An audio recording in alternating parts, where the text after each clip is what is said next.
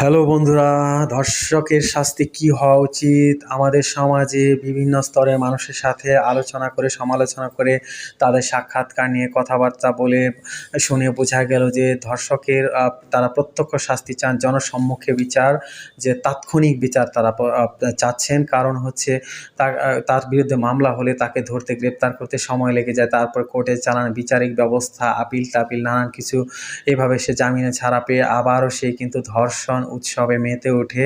যার কারণে সবাই কিন্তু ধর্ষণের ডিরেক্ট বিচার চাচ্ছে, জনসম্মুখে বিচার, এবং স্পেশালভাবে তাদের বিচার করে, প্রয়োজনে গুলি করার মাধ্যমে, প্রত্যক্ষ গুলি করার মাধ্যমে বিচার। এই ধরনের বিচারকেই কিন্তু জনগণ পছন্দ করতেছে, বিশেষ করে মেয়েরা এবং সমাজের সচেতন মানুষেরা, এবং তা কিন্তু মূলত সেই ইসলামিক আইনের মতোই হয়ে যায়। তা আপনারা কি মনে করেন, ধর্ষকের শাস্তি কেমন হওয়া উচিত?